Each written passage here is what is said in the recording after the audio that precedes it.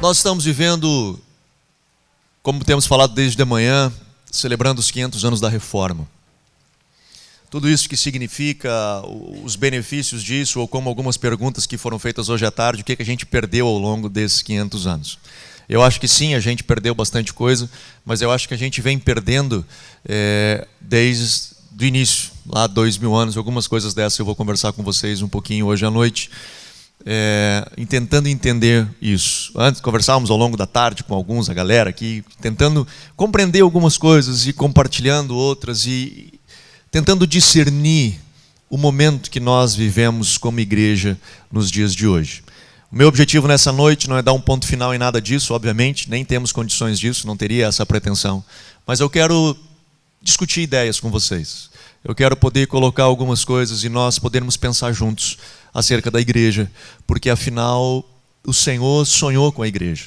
Respondendo uma das perguntas, dos desigrejados, não foi, alguns dizem que Jesus pregou o reino de Deus e a igreja foi um mal necessário. Que Jesus não pregou a igreja. E é uma mentira. Na verdade, a Bíblia diz que Jesus edifica, é Ele quem constrói a igreja. Ele diz, sobre esta pedra eu vou edificar, eu vou construir. A igreja foi ideia de Jesus. Não foi ideia da gente, não foi ideia de pastor, foi ideia de Jesus. Foi Jesus quem sonhou com a igreja. Ele colocou nas mãos da igreja o veículo de implantação do reino. Nós pregamos o reino, mas a igreja é quem leva, a igreja é quem conduz esse negócio. Então nós precisamos, de fato, como igreja, viver o mais próximo possível daquilo que um dia Jesus sonhou como igreja. Esse é o nosso desafio. Eu costumo dizer que cada pastor, se ele tiver um coração sincero, se ele for honesto consigo mesmo e com o Senhor, cada domingo que ele está na sua igreja, ele está ali tentando fazer com que a sua igreja seja o mais próximo daquilo que um dia Jesus sonhou. E é assim que nós precisamos ser. Amém? Então, fecha seu olhinho. Vamos orar. Papai, abençoa-nos nessa noite. Nós precisamos, Senhor, da Tua direção, da unção do Teu Espírito. Ministra-nos, Senhor. Fala conosco. Que Teu Espírito seja o nosso mestre, que Teu Espírito seja o nosso ensinador. Ministra-nos, em nome de Jesus. Amém. Falamos hoje pela manhã, à tarde, sobre as 5 solas de Lutero. O Diego deu a introdução do fórum, falando um pouquinho sobre os 5 pilares da construção de Lutero, a parte as 95 teses, mais 5 métricas, eu te chamo, aonde Lutero diz, nós precisamos viver isso. E se nós vivermos fora disso, nós estamos fora daquilo que nós entendermos ser evangelho verdadeiro. Ele fala de sermos somente a fé, e ele entra, não vou entrar em todos os aspectos, mas ele entra basicamente justamente pela venda das indulgências. Ele diz, não passa por isso, passa pela fé. E depois ele diz, é só a graça. E aí justamente falando de que não passa pelo algo que nós construímos, mas é um favor imerecido da parte do Senhor. Não é o quanto nós fazemos, mas quanto Ele nos dá. E ele diz, só Cristo, somente Jesus, Ele é o centro, Ele é a centralidade do Evangelho. Não existe outro mediador entre Deus e os homens. Não existe um Papa, não existe um ser supremo, só existe Jesus. Ele é o único, e esse foi um dos pilares de Lutero. O quarto, ele diz sola a Escritura, somente a Escritura, basear na Bíblia, e aquilo que falamos também no fórum, contrapondo a construção da igreja na época, a igreja católica, dizendo que a tradição da igreja e o magistério também tinham um peso igual à da Escritura. Ele diz, não, a nossa fé ela é baseada na Escritura. E por último, só a Deus a glória, que venhamos a dar a Deus glória somente a Ele. Esses foram os pilares de Lutero, de tantas coisas que ele fez. Esse foi aonde ele firmou a sua estrutura. 500 anos depois, a igreja protestante, ela está aí, com as suas ramificações. E eu falava à tarde também, nós hoje temos uma igreja que ela inchou, mas eu não sei se de fato ela cresceu. Uma igreja que ela aparece, mas eu não sei se ela resplandece. Uma igreja que hoje tem influência em muitos lugares no meio dos poderosos, mas não tem autoridade moral, não tem peso espiritual. Ela perdeu a sua voz profética. Uma igreja que antes se viam em meio aos grandes homens de Deus, pessoas de fato como homens inspirados da parte do Senhor. Hoje nós pensamos 2 vezes quando eu, particularmente como pastor, chego em algum lugar e as pessoas perguntam qual é a tua profissão. Eu penso 2 vezes se eu vou dizer que eu sou pastor. E estou sendo sincero com você. Um dia ouvindo um pastor comentar comigo, ele disse: viajei aos Estados Unidos, sentei do lado de um empresário americano, e ele me perguntou o que eu fazia, e eu disse: eu sou um pastor. E ele disse: nessas viagens que eu faço, eu sento do lado de muitas pessoas. Esse empresário conversando com esse pastor. E ele diz: hoje eu sento do lado de grandes evangelistas americanos, e a impressão que eu tenho sentado do lado deles é que eu estou sentado ao lado de grandes homens de negócio. Viajo também com monges budistas, e sentado deles eu tenho a impressão de estar sentado do lado de grandes homens de Deus. Alguma coisa está errada. Nós perdemos alguma coisa pelo caminho. Alguma coisa aconteceu, não só nesses 500 anos, mas nesses 2000 anos, que nós perdemos algo, a essência de quem nós somos. E nós nos tornamos alguma coisa, uma variação daquilo que um dia, de novo, Jesus sonhou como igreja. Aquilo que um dia ele disse que as portas do inferno não prevaleceriam sobre aquela igreja, aquele estereótipo. Que estereótipo é esse que Jesus tinha em mente? Que igreja era essa que Jesus sonhava que viria e implantaria um reino? A igreja nunca foi perfeita, a igreja sempre teve problemas, e falávamos isso hoje à tarde. A igreja sempre teve as suas dificuldades e as suas mazelas, mas em 2 anos a igreja primitiva ganhou a Ásia inteira, e em 200 anos a igreja alcançou o mundo inteiro até então conhecido. Não estou dizendo que todos os homens eram cheios do Espírito Santo e falavam em línguas, mas o mundo inteiro conhecia acerca de Jesus. Alguma coisa está errada. Alguma coisa está diferente nesse processo. E de forma muito simples e talvez ingênua, eu quero poder pegar essa mesma métrica de Lutero e tentar encaixar a gente hoje nessa estrutura. Talvez eu poderia fazer uma análise diferente, e você me escutando talvez diga: puxa, ele podia ter abordado aquilo, abordado aquele outro, e talvez outros temas, e por isso que eu digo, talvez a minha análise de hoje vai ser muito ingênua, mas eu gostaria de tocar em alguns pontos, a partir dessa métrica de Lutero. E como eu falei também à tarde, nós precisamos sim ver algo diferente acontecer, mas eu acho que a mesma concepção que Lutero viu lá atrás, ela serve para que hoje nós venhamos a corrigir o nosso rumo. A primeira delas que Lutero fala, uma fé, somente a fé, aonde o justo vive pela fé, aonde a nossa essência de vida, aquilo que nós vivemos está baseado na nossa fé. Mas quando nós falamos de fé, o que passa na nossa cabeça hoje? Quando Paulo escreve e diz: o justo vive pela fé, o que tinha na cabeça de Paulo? E quando hoje nós dizemos para a igreja, hoje, 2017, que você precisa viver pela fé, que leitura que ela faz? Hoje, quando nós falamos de fé, nós estamos falando de conquista, nós estamos falando de alcançar coisas, de alcançar sonhos, de dizer: você não chegou a tal lugar porque você não teve fé, você não está conseguindo conquistar tal coisa porque você não tem fé. A fé, a concepção de fé hoje é uma concepção de conquista, de vitória. Nós temos as 7 quintas-feiras da vitória, nós temos o culto da vitória, nós temos as expressões de alcançar a bênção, as chaves do sucesso. Você vai vir no culto que vai liberar tal coisa sobre tal área da sua vida, e você vai. Hoje nós falamos de fé dentro de uma concepção de conquista. Eu quero que você abra sua Bíblia comigo em Hebreus capítulo 11. Quando o escritor aos Hebreus ele escreve o capítulo 11, que é o chamado capítulo dos heróis da fé, onde está o hall da fama dos homens de Deus, ele diz assim no verso 13 do capítulo 11: todos eles morreram na fé, citando a todos que antecedem, Abraão, Moisés, Abel, e ele vai citando. Todos eles morreram na fé, não alcançaram as promessas. E eu fico pensando, que fé é essa que eles não alcançaram as promessas? Que fé é essa que esses caras tinham, que não alcançaram o que Deus disse para eles que eles alcançariam? Pega Abraão. Abraão era o pai da fé. Abraão é aquele que libera sobre as nossas vidas a fé. Deus chega para ele e diz assim: Abraão, eu vou te fazer abençoado, em ti serão benditas todas as famílias da terra, e a tua geração será como as estrelas do céu, a areia do mar, vai ser incontável. Você vai ver como eu vou te prosperar, e as tuas gerações serão impressionantes em número. Abraão morre com Isaque, um filho. Nada daquilo que ele ouviu, a não ser a prosperidade de Deus, Deus movendo sobre a vida dele, isso ele experimentou. Mas Abraão não viveu a plenitude daquilo que, teoricamente, ele acreditava que poderia viver. E por que esse homem foi considerado o pai da fé?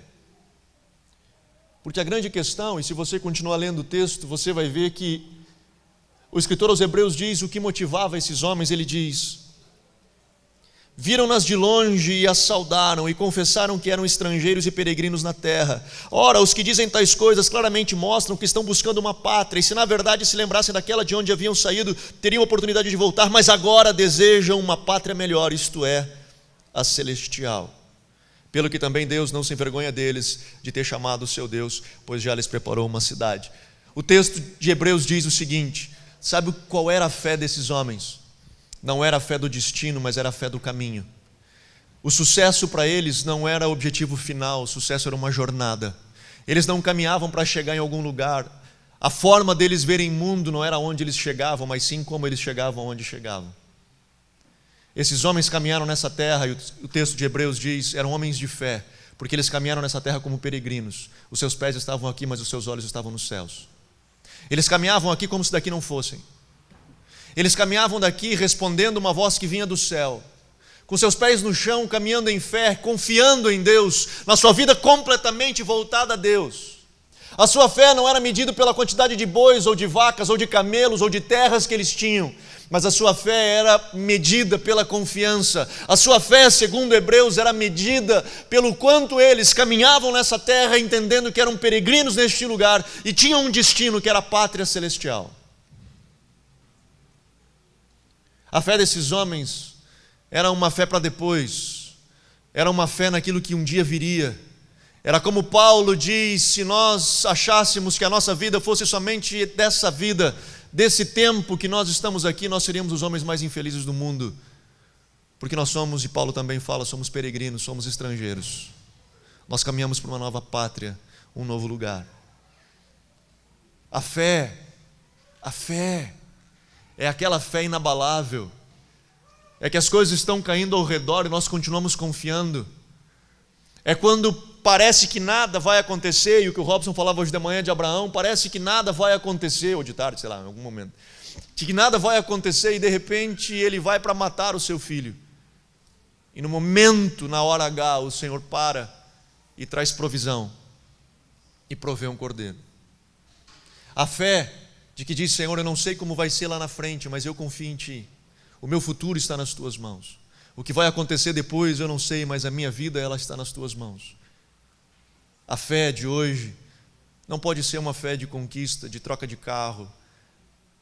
A sola fides de Lutero, ela precisa ser um ajuste da igreja hoje, de uma igreja que se joga e confia no papai.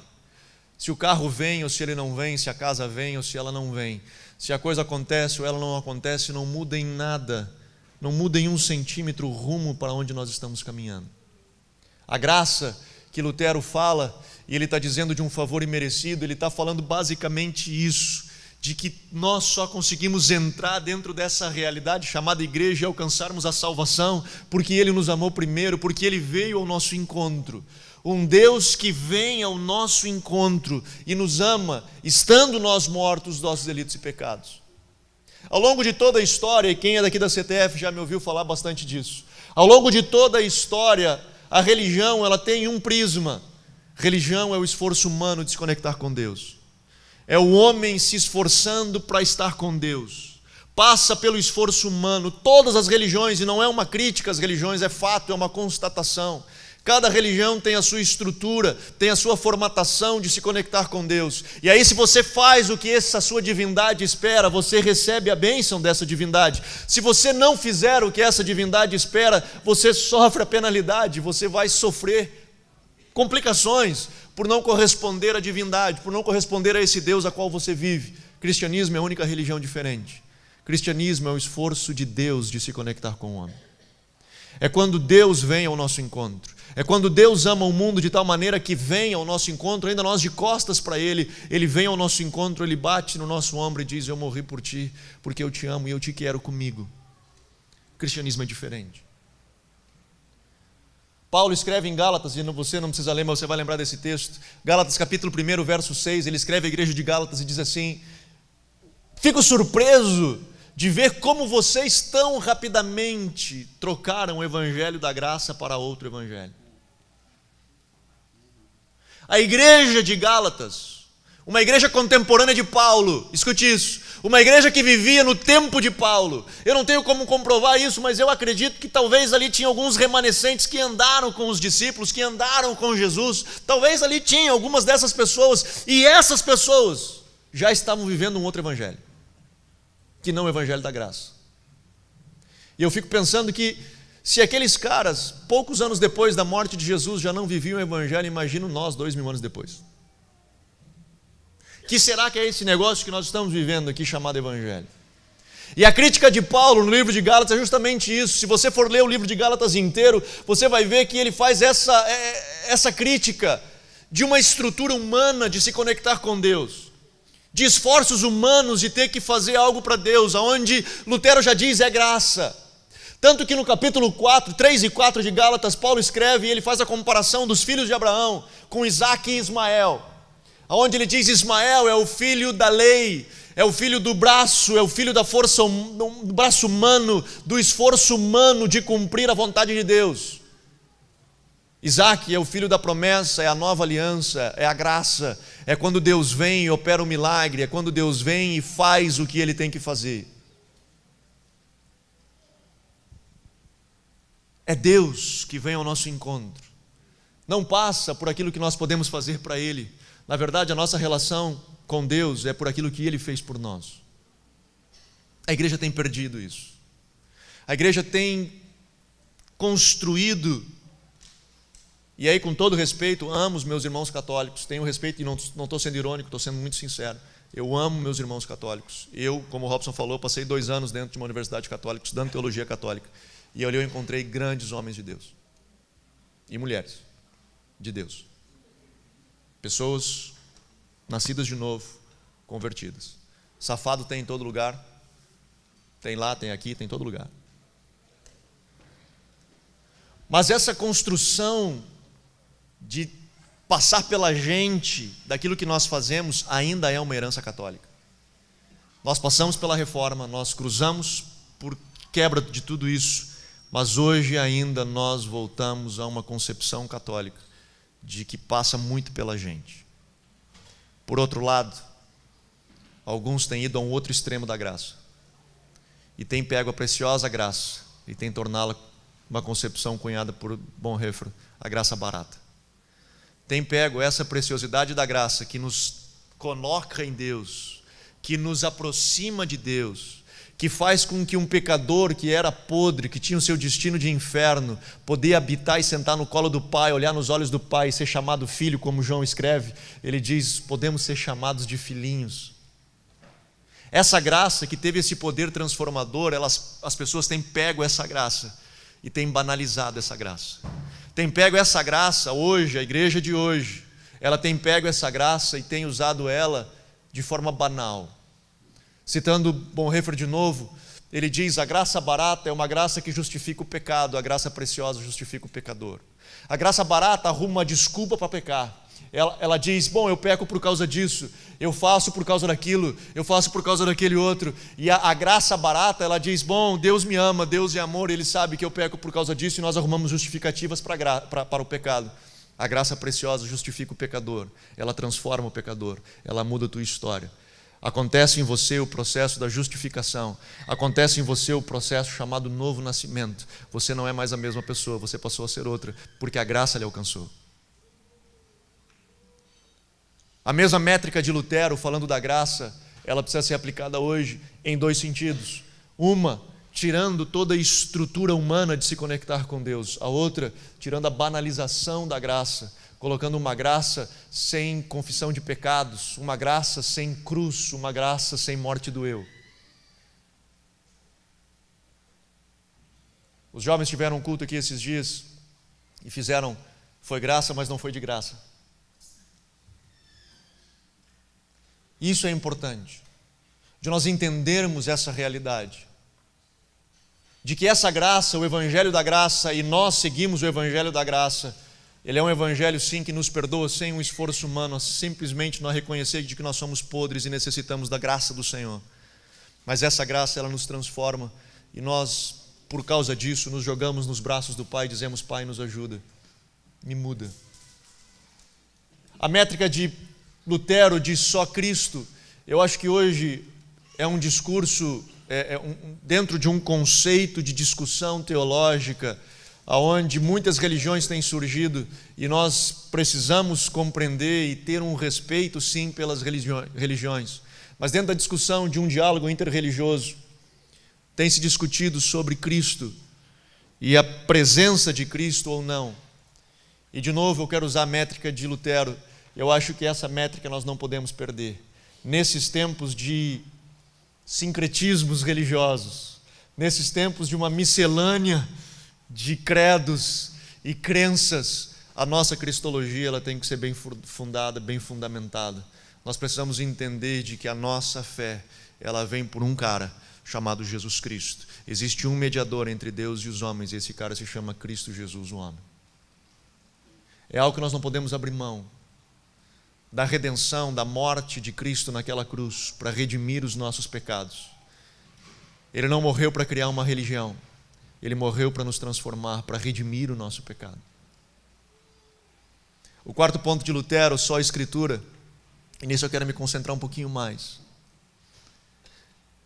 Ele vem, como eu já falei, em contrapartida com toda a ideia da tradição da igreja, porque a igreja vinha vivendo a tradição, e não é do nada, e não é uma besteira quando nós dizemos isso, da igreja católica. Como assim os caras vivem a tradição? A Bíblia, ela foi criada em meio à tradição. Não existia a Bíblia. O Novo Testamento, ele foi escrito em meio à tradição da igreja, a igreja vivia aquilo. Então, não é do nada que eles tiraram isso. A gente fica pensando assim, como os católicos? Não é do nada que eles tiraram isso. E por isso que eles dizem, cara, o que acontece em meio à igreja, a história da igreja, ela determina também, tem poder de direção, de mover do Senhor. Só que Lutero viu que esse mover ao longo dos anos, a própria história chamou de período de densas trevas, o período da Idade Média, e Lutero diz: está mal, nós precisamos ter algo que nos balize, nós precisamos ter algo que dê limites na nossa vida, e isso é a palavra de Deus, e somente a palavra de Deus, é ela quem nos orienta. Paulo escreve em Efésios capítulo 5, ele diz que nós somos lavados por meio da lavagem de água que é a palavra de Deus, nós somos limpos pela palavra. Há um tempo atrás eu falei disso aqui na CTF, deixa eu tentar explicar isso através da figura do tabernáculo. Eu acho que é mais fácil para todo mundo entender quando nós visualizamos. Eu não tenho tabernáculo aqui, então você vai ter que pensar comigo, vai ter que imaginar comigo, conto com a sua criatividade. Mas o tabernáculo era algo retangular, com uma porta, e cada utensílio, cada parte, cada tecido, cada cor do tabernáculo tinha um simbolismo, tinha uma ideia. Mas a porta tinha uma simbologia que era Cristo. E nós entramos pela porta dentro do átrio do tabernáculo. Cristo é a porta, João ele fala disso, eu sou a porta. Então nós entramos pela porta que é Cristo. O primeiro utensílio do tabernáculo era um altar de sacrifício. Alguns falam ali da morte do eu, outros falam do derramamento de sangue para a remissão de pecados. Eu gosto dessa ideia. E nós entramos então pela porta que é Cristo e temos os nossos pecados redimidos no primeiro utensílio, que é o altar de sacrifício. Depois desse utensílio, o sacerdote encontrava uma bacia de bronze, que era feita de bronze dos espelhos dos egípcios, cheia d'água. E ali então o sacerdote olhava e tinha o seu rosto refletido por causa do espelho. E ali ele via toda a sua sujeira, ele via onde estava sujo no seu corpo, as coisas que precisavam ser limpas. E ele então, através do espelho, ele identificava onde estava a sujeira. Aqui tem sujeira, ali tem sujeira. E a água já estava ali para prover a limpeza e ele se lavava. E depois dele se lavar, ele entrava dentro do santo e depois do santo dos santos. E aí tinha outros utensílios que não é o meu caso hoje. E, enfim, da mesa dos pães, o candelabro, enfim, o altar do incenso. E depois ele entrava no Santo dos Santos, onde estava a Arca da Aliança, onde Deus habitava, a presença de Deus. Todo esse negócio que tinha do tabernáculo tinha um objetivo: entrar pela porta, passar pelo altar do sacrifício, se lavar na mesa, na bacia de bronze. O objetivo era se limpar, e o objetivo de se limpar aqui não era só para ficar limpo. O objetivo de se limpar era para entrar lá dentro, é para estar na presença, é para estar no Santo dos Santos. O que acontece hoje com a igreja, e o Rodrigo falava um pouquinho disso hoje de tarde, é que ela ama entrar pela porta que é Jesus. Ela curte demais esse negócio de entrar pela porta que é Jesus, e ama a ideia de ter os seus pecados perdoados, porque isso é bom demais. Alguém chega para a gente e diz assim: cara, os teus pecados foram perdoados, você já não é mais a mesma pessoa, você é uma nova pessoa, você é uma nova criatura. E o camarada fica: caramba, mano, esse troço é sensacional, eu curto demais isso. E ele então curte ali o átrio, e ele fica no átrio, e fica olhando para o átrio, e digo: cara, eu entrei, não importa, eu entrei, eu até tenho uma carteirinha de membro lá da igreja, eu entrei, eu estou dentro desse negócio. O objetivo não era entrar no átrio, o objetivo não era ser membro da igreja, o objetivo não era fazer parte de uma comunidade apenas. O objetivo de entrar pela porta e ter os seus pecados perdoados era entrar no Santo dos Santos, era ter relacionamento com Deus. A fé cristã é uma fé relacional, ela não é uma fé terceirizada, também falamos disso hoje à tarde. A razão pela qual eu me encontro com Deus é para mim ter um relacionamento com Ele, não é para mim terceirizar esse relacionamento, não é para mim passar para outro que ouça Deus por mim. Jesus um dia me salvou, e ele se autodenominou, ou Deus o denominou, o anjo disse para Maria: ele será Emanuel, que é Deus conosco, é um Deus que habita em nosso meio, que deseja estar conosco. É relacional, a fé cristã é uma fé relacional. Como eu falava, o que acontece hoje é que a galera curte estar aqui no átrio, mas quando diz assim, você tem que ir para lá. O objetivo de você ter dito sim para Jesus não é para curtir o átrio. O objetivo de você ter dito sim para Jesus é que você tem que entrar lá no Santo dos Santos. É para lá que você tem que entrar. Ah, é? Beleza, o que eu tenho que fazer? Tem que passar ali na bacia. E aí quando eu chego na bacia, eu me deparo com mim mesmo. Eu me deparo com as minhas coisas, com os meus problemas, com os meus pecados. E quando ali eu tenho que me limpar, me purificar, eu prefiro continuar no átrio. Eu fico curtindo o que está aqui ao redor. Afinal eu entrei, eu estou ali dentro. Não estou aqui querendo entrar no mérito de salvação. Não estou aqui dizendo se você é arminiano ou calvinista, se uma vez salvo, salvo para sempre. Não é a minha discussão hoje, isso é outro papo. Até os próprios reformadores discordavam desse negócio. Não vai ser aqui de noite, nós vamos resolver isso aí. Mas não é a minha questão, não é o meu objetivo hoje, isso. Mas o fato é que, como eu falava à tarde também, eu sou da época que quando você dizia sim para Jesus, você estava dizendo sim para um rompimento social. Você era crente. Mesmo que nem todo mundo era do cocó, mas todo mundo via você como do cocó. Sovaco cabeludo, perna cabeluda, é isso aí. Você é crente? Porque era um rompimento social. As pessoas te olhavam diferente. Hoje nós não temos mais esse rompimento social. Por um lado é bom, por outro, pulverizou esse negócio. Hoje você começa a ver rainha de bateria crente, evangélica. Você começa a ver traficante evangélico, né? Que não deixa outras religiões, principalmente de matriz africana, na comunidade. Não, aqui não. Aqui o povo é crente.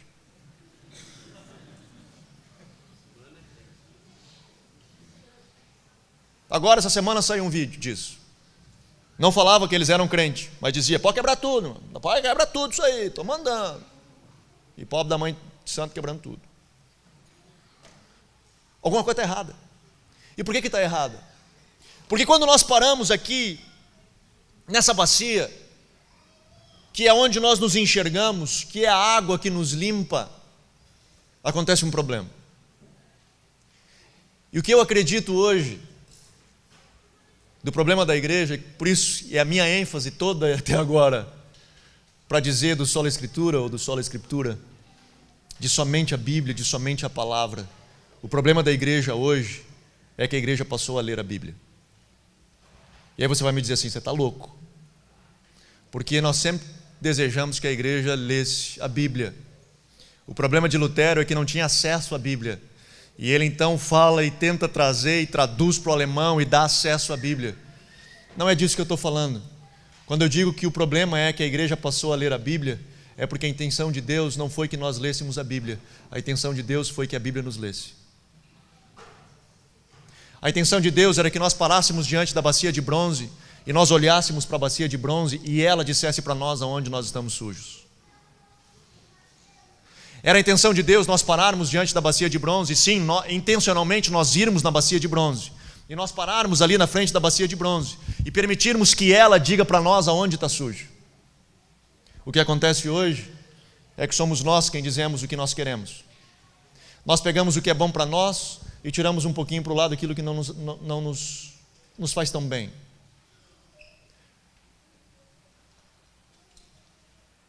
Nós olhamos aquilo que cai bem para mim, mas aquilo que me incomoda, aquilo que pesa em mim, isso eu não abraço.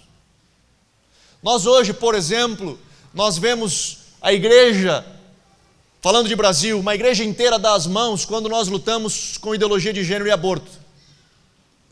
No Brasil inteiro, a igreja evangélica católica dá as mãos contra a ideologia de gênero e contra aborto. E nós então colocamos força dizendo: a palavra do Senhor diz, a Bíblia nos diz. Mas eu não vejo a mesma força de nós sairmos lá na rua e gritarmos contra o adultério, contra, pegando o Rodrigo, a mentira. Eu não vejo falar contra a pornografia, nós darmos as mãos e dissermos: está mal, e nós estamos juntos pela palavra. Porque isso pega em alguns. E aí isso é perigoso. Isso começa a ficar perigoso. Porque aí eu começo a gritar e piso no calo de algum. E aí que eu acho que uma das coisas, de novo, talvez ingenuamente, que eu acredito é que nós precisamos parar de dizer para a Bíblia o que ela deve de nos dizer e simplesmente pararmos para ouvi-la. É ela quem vai olhar quando você parar ali, e ela é um espelho. E nós somos refletidos nele, e ela olha para nós e diz: aqui está sujo, ó. Aqui está sujo, isso aqui está mal, aqui está sujo. É ela quem diz para nós. E aí nós dizemos: e agora, Pai, o que eu faço? Essa é a beleza do Evangelho. Ele não só aponta para nós, ele provê a água para que nós sejamos limpos. Ele diz: somos lavados por meio da lavagem de água, que é a palavra. As pessoas lá fora estão dizendo o seguinte: nós não podemos ser guiados por um livro escrito há 2000 anos atrás. Nós não podemos. A sociedade hoje ela é plural. A discussão tem que ser plural. Nós não podemos ficar presos a um livro caduco de 2000 anos. Meu irmão, se nós tirarmos a Bíblia, o que sobra? Sobra o ventre, sobra o prazer do homem, sobra essa imundícia que é do velho homem dentro da gente. Se nós tirarmos essa bacia de bronze, a sociedade apodrece, ela entra em estado de putrefação. Nós precisamos de algo que nos dê limites. Nós precisamos de algo que nos aponte o rumo. Nós precisamos de algo que diga: esse é o caminho. Não de uma estrutura religiosa, não de uma concepção distante de um Deus de graça. Por isso que nós já... E eu curto a ideia de Lutero da graça, quando entendemos esse processo. E citando Rodrigo de Tarde, que ele fala do texto de João 14, depois de 1 João,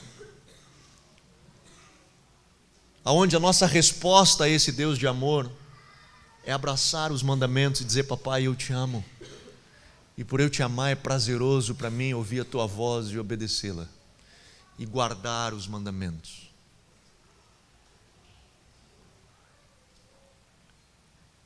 Nós vivemos em uma sociedade hedonista, uma sociedade que busca o seu alto prazer, é para si só.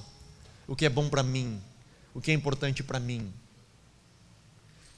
A igreja, ao longo de toda a história, ela sempre foi contra a cultura. Sempre. O que a sociedade vivia na época, a igreja sempre tinha uma palavra forte de dizer: está mal, isso aqui tem problema. O grito de Lutero foi um grito de contracultura. Toda a estrutura do mundo caminhava numa direção. Lutero grita, e o Diego falou à tarde, ele faz um bocado de coisas, uma delas foi a separação do Estado da igreja, que antes era uma coisa só.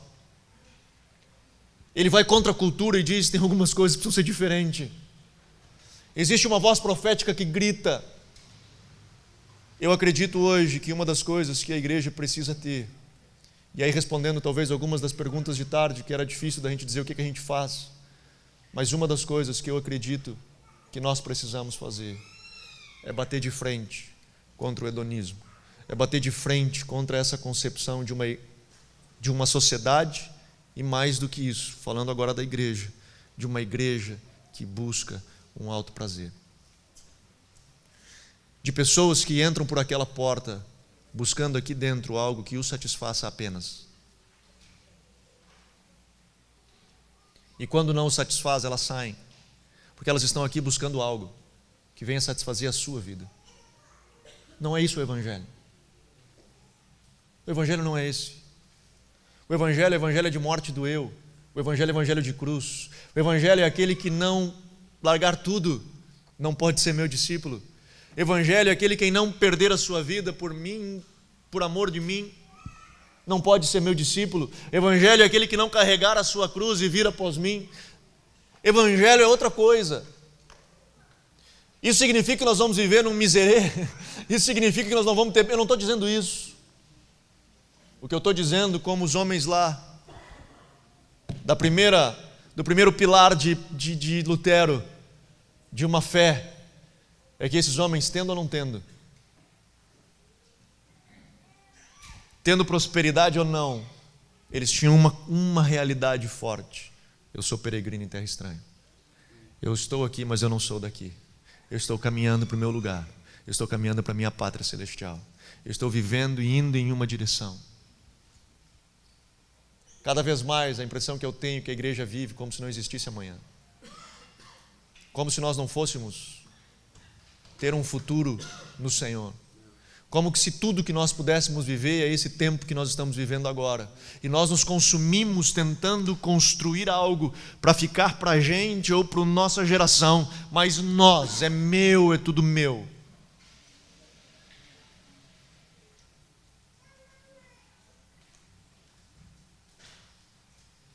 E a última de Lutero, ele diz: só a Deus a glória. Eu não preciso entrar em muito detalhe, mas assim como falamos hoje à tarde também, a ideia da iconoclastia, do ícone, da adoração ao ídolo, a ter a figura, a imagem de alguém a qual eu vou em direção a ele, a qual eu dou a ele glórias por alguma coisa, e é o que Lutero critica. Quando damos glória, não faz parte da teologia católica isso na essência, mas na prática é assim. Quando eu atribuo a um santo ou quem quer que seja a bênção de tal coisa, Lutero diz: se vamos dar glória a um, quer comais, quer bebais, ou façais qualquer outra coisa. Nós, igreja,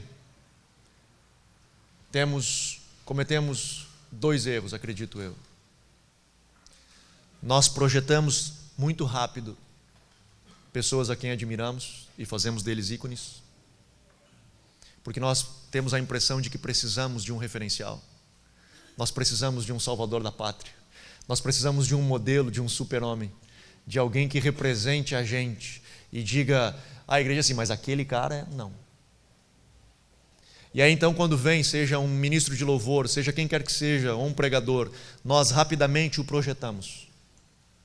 Esse é o primeiro erro que a igreja comete. E o segundo erro que a igreja comete é quando esse cara pisa na bola, nós o enterramos. Nós não temos a capacidade de conseguir olhar para ele e dizer: cara, eu te perdoo e me deixa te ajudar. com a mesma velocidade que nós o jogamos para cima, a mesma velocidade nós pisamos sobre ele. Nós não toleramos que ele erre, justamente porque nós transferimos sobre alguém algo que nós não conseguimos fazer e esperamos que ele faça por nós. Nós transferimos uma responsabilidade. Nós estamos tendo vários ministros de louvor que estão surgindo, de uma geração de ministros com o coração apaixonado pelo Senhor, de gente séria, de gente comprometida, de gente com o coração íntegro. E eu tenho dado graças a Deus, e quem acompanha a gente há mais tempo sabe que a gente viveu todo esse processo da história da adoração. Eu me converti em 91, na época o Asaf estava bombando, o Asaf Borba, e graças a Deus pela comunidade e as músicas do Asaf. Se não fosse o Asaf, nós estávamos cantando até hoje, eram 100 ovelhas, todas no aprisco, as 99. E ele, graças a Deus, nos salvou disso. E nós tivemos os movimentos das comunidades espalhadas pelo país. Se eu começar a me lembrar das canções, eu vou começar a chorar. Mas, enfim, a Demar de Campos, a galera dos Frutos do Espírito, tem uns aqui que estão sabendo o que eu estou falando, é ou não é? Estão tudo felizes da vida. E começamos a ver essa galera, e depois essa galera foi passando o bastão para uma nova geração. Dos anos 2000, quando surge BH, um movimento em BH, vários ministros de louvor de BH, uma galera explodindo, Londrina, meu pessoal da Casa de Davi, enfim, uma galera, pessoas apaixonadas no Rio, enfim, de movimento. E nós começamos a exportar música brasileira, o mundo começou a cantar nossas canções. E de repente nós perdemos isso. Nós vínhamos para os nossos eventos, para as nossas conferências e adorávamos intensamente por horas, adorando por horas. Chamávamos da geração de adoradores extravagantes. Sofremos críticas demais que diziam: o pessoal só quer adorar 24 horas, eu não quero ver evangelizar 24 horas. E começamos a sofrer algumas críticas por isso, mas Deus estava levantando uma geração de apaixonados. Uma geração que falamos também à tarde, que começou a conhecer o caminho do trono. E nós precisamos conhecer o caminho do trono, assim como Lutero. Ele parou lá no monastério de joelhos, um bocado de anos, ouvindo o Senhor, tendo intimidade com Deus, para depois sair para fora. Citando Bonhoeffer de novo, quando ele diz: o diabo não imaginava que quando Lutero saísse daquele lugar, não seria só uma explosão no meio católico, mas seria uma explosão no mundo. Aquilo que Lutero vem e grita para todo mundo naquela época. Mas nasceu de joelhos diante do Senhor.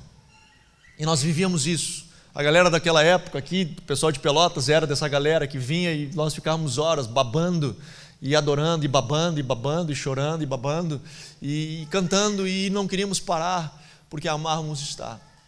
E de repente, opinião minha, você pode discordar de mim, opinião minha, eu acho que o mercado gospel nos roubou essa preciosidade. Nós acabamos vendendo isso, o nosso direito de primogenitura, por um prato de lentilha. A gente acabou querendo correr atrás do sucesso como se sucesso fosse destino, como se fosse um lugar onde eu vou chegar, seja com milhões de cópias vendidas, seja com qualquer coisa, e não entendeu que sucesso é um caminho, não é para onde eu vou, ou como eu vou, ou melhor, aonde eu vou chegar, mas como eu vou chegar, o processo que eu caminho em direção a isso, é isso que importa, é isso que esses homens do texto de Hebreus fizeram. E nós perdemos e voltamos a cantar música gringa. Eram 100 ovelhas, não é desse tipo, mas começamos a cantar outras. Eu falei um tempo atrás aqui, a galera que já me assistiu em outros momentos, quando o Jesus Culture esteve aqui em 2014, eu acho, quando perguntaram para eles: o que vocês acham de o Brasil inteiro estar cantando as suas canções? Ele disse: eu fico feliz de estarem cantando as nossas canções, mas o Brasil precisa cantar aquilo que Deus quer que ele cante. O Brasil precisa ouvir aquilo que Deus quer que ele cante. O que ele estava querendo dizer para a gente é que nós fôssemos autênticos, que nós vivêssemos a nossa realidade, que nós não viéssemos a querer ser o outro, que nós não viéssemos a querer ser igual àquele que está aparecendo, aquele que está fazendo sucesso, aquele que está na mídia, aquele que está no congresso tal, aquele que... Seja você. Faça aquilo que Deus te chamou para fazer. Busque viver o que o Senhor te chamou para viver. E hoje voltamos a ter uma geração de galera apaixonada. E há uns dias atrás, uns 20 dias, eu estava em Recife, lá na Shores, e fui almoçar com o Nick, e ele conversando, daqui a pouco ele disse: cara, me reuni, e começou a citar o nome de toda essa galera. E meu coração estava apertado, cara, por esse povo. Porque eu vi gente lá atrás, apaixonada, que de repente nós perdemos a essência. E agora não podemos perder novamente. Nós não podemos perder isso de novo. Nós precisamos estar centrados. Se nós ansiamos por uma nova reforma, se nós queremos ver a igreja brasileira diferente, nós não podemos perder a nossa essência. Nós não podemos perder quem somos. E eu conversando com ele, ele disse, cara, sentei com essa galera e começou a citar o nome de todos, a qual ele sentou. E por respeito não vou falar. E ele disse, cara, e meu papo com eles foi esse. E começou a dizer justamente isso que eu acabei de dizer para vocês.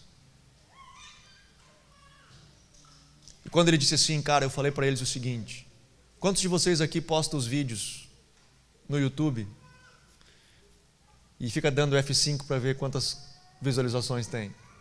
E quanto você está crescendo e bombando e fazendo? Ninguém falou nada, até que um corajoso levantou a mão. E depois o outro. E depois o outro. E depois o outro. E o Nick disse, cara, e se um dia acabar o YouTube? Acabou teu ministério? Faça aquilo que Deus te chamou para fazer. Pega o seu violão e cante. E bote a sua música para fora. Mas seja você. Seja íntegro. Se as pessoas vão visualizar 2 milhões, 5 milhões, 10 milhões ou 2 visualizações, eu não quero saber. A Ele só a glória. A glória é dele. Não temos ícones. O problema, de novo, não passa só pelo cara, passa pela gente, porque nós temos a necessidade da iconoclastia. Nós temos a necessidade de ter alguém aonde nós olhamos e dizemos, esse é o cara. E nós fizemos isso. E é difícil para esses caras continuarem ali. E aí quando o Nico falou esse troço, cara, eu enchi os olhos de lágrima e eu disse, cara, tu não tem noção quanto isso que tu está me dizendo, cara, gera um bálsamo na minha vida. Porque alguém está olhando para eles, alguém está pegando essa meninada e está procurando ajudá-los a continuar no trilho. Deus está nos dando uma nova chance. Eu creio nisso. Eu falei no Fazedores passado, eu acho. Há uns anos atrás, nós ficamos num vácuo. Era como que um niilismo, assim. Era o limbo evangélico, aonde há anos atrás, no início dos Fazedores, nós gritávamos, e a galera rolava, chorava, berrava, gritava, era uma coisa maluca. E depois a gente passou por um processo onde tu olhava e não via mais fogo, não via mais paixão, não tinha mais chama, não tinha mais nada, era um negócio assim, tipo, tô aí.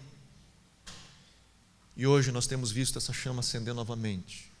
Nós temos visto hoje jovens apaixonados que têm batido no peito e dizem, papai, eu quero viver esse negócio. Eu quero viver esse negócio, eu quero viver igreja. Eu quero viver esse evangelho que um dia tu sonhou, eu quero viver esse negócio. E eu encerro com você dizendo isso.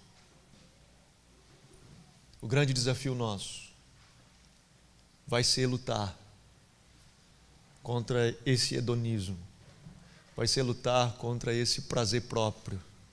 Vai ser lutar contra essa concepção de vida que eu vivo para mim, aonde não é eu quem me jogo para Jesus, eu chamo Jesus para a minha realidade para ver o que Ele pode fazer por mim. Eu estou aqui no átrio, feliz da vida de que eu estou aqui pensando o que Ele pode fazer por mim. Quando eu olhava esses homens e comecei a estudar os grandes homens de Deus, talvez você já deva ter feito isso, de tentar entender o que esses caras tinham, que será que livro que esses homens liam, que tipo de comida eles comiam ou não comiam, para ter a unção que eles tinham, o que esses caras faziam, como Paulo, como Pedro, como Oséias, como Ezequiel, como Isaías, como tantos homens, o que esses caras faziam, cara, para poder ter a unção que eles tinham. Eu cheguei a uma conclusão, e eu acho que e aí de novo eu não estou afirmando, mas eu acho que talvez essa seja uma das chaves que nós precisamos ter para viver reforma, é que esses caras entenderam um negócio, que já não sou mais eu quem vive, mas Cristo vive em mim. Esses caras entenderam que eles já morreram para Jesus. Qualquer coisa que viesse era lucro. Qualquer coisa que eles viessem a experimentar ali na frente era lucro. Eu não estou dizendo que nós vamos ficar tudo maluco agora, abandonar a família, abandonar tudo. Eu não estou falando disso. Não é isso que eu estou falando. Eu acho que você está me entendendo. Mas de homens apaixonados que diziam: papai, conta comigo. Conta comigo, conta com a minha esposa, conta com os meus filhos, conta com as minhas finanças, conta com a falta delas, conta com o que for, mas conta comigo. Conta comigo. Homens como Ezequiel, que Deus olha para ele e diz: Ezequiel, hoje eu vou tomar tua esposa e tu não vai nem chorar, porque eu quero que seja um sinal profético. E à tarde ela morre. Homens como Oséias, que nós ficamos impressionados dele, Deus ir lá, e coisa muito bonita a história de ir lá e casar com uma prostituta e resgatar, e depois ela sai, e ele volta e resgata, e tem filhos, e dá nome aos filhos. A gente olha que história bonita, te coloca nos sapatos dele. O homem que abre mão da sua história, da sua reputação, para ser um sinal para Deus. Ou Esther, que chega e diz: olha, eu vou diante do rei, mas você não pode ir diante do rei, porque se você for, você pode morrer. Ela diz: se morrer, morri. Mas eu não posso fechar o olho para a necessidade de um povo. Eu não posso aqui estar indiferente, eu estando aqui dentro do palácio, dentro de um lugar confortável. Eu não posso fechar o olho para o meu povo que está lá fora. Eu não posso ser indiferente. Eu não posso olhar para o meu ventre. Eu não posso cuidar só do meu Deus ventre. Hoje aqui eu. Sadraque, Mesaque e Abdinego se prostra. É só a baixadinha, a imagem. Ninguém ia ver no meio da multidão, era só baixar e levantar. Não mudava nada. Ninguém ia ver. A multidão inteira, todo mundo estava fazendo. Era só baixar e levantar. Ninguém ia ver. Deus ia ver. Baixou todo mundo, os três ficaram em pé. Acho que vocês não entenderam, eu vou contar a história de novo. E explicam para eles de novo. Se vocês não, vocês vão ser lançados na fornalha de fogo. E tocam os instrumentos e todos baixam e eles ficam em pé. E aí eles chegam e dizem: cara, vocês vão ser lançados. Ele diz: olha, ó rei, eu preciso te dizer um negócio. O meu Deus é poderoso para me tirar da fornalha. Mas se ele não fizer,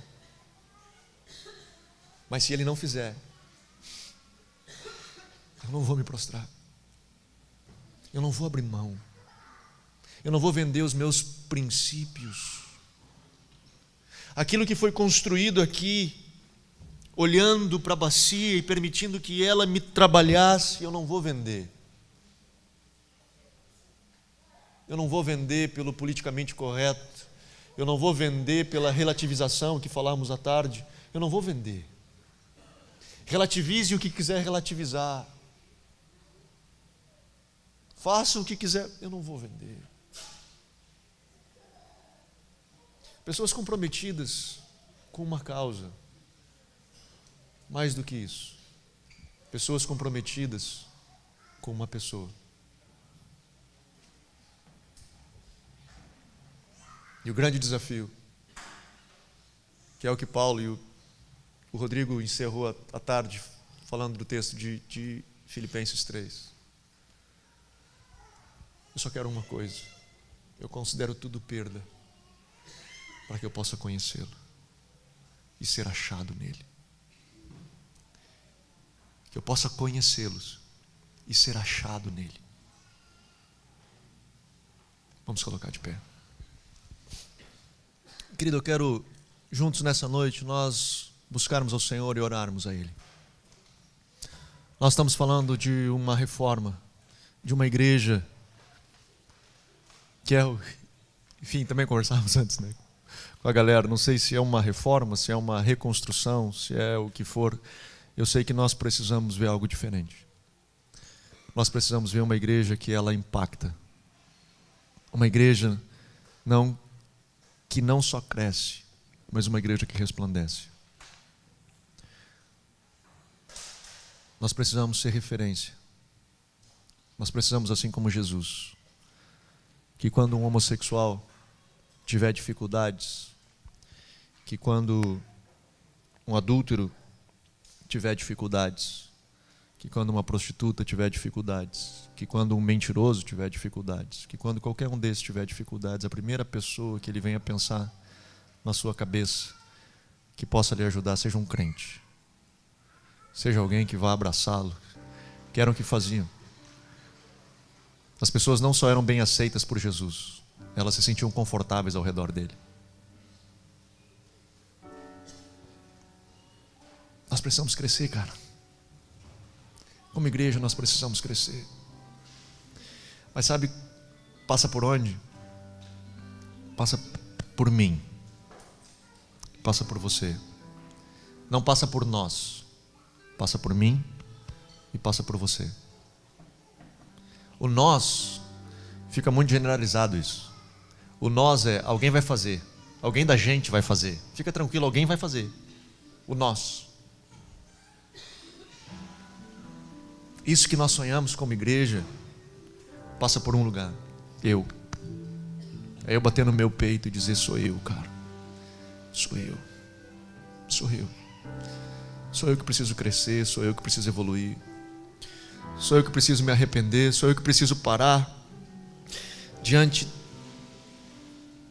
da sola escritura, diante dessa bacia de bronze que me vê e dizer para ela: me mostra. Mostra onde está sujo. Me mostra, eu quero ver. Me trata, me transforma. Eu quero orar junto com você. Se você quiser orar comigo, você pode sair do seu lugar e vir à frente, catar um canto, para nós juntos buscarmos ao Senhor nessa noite.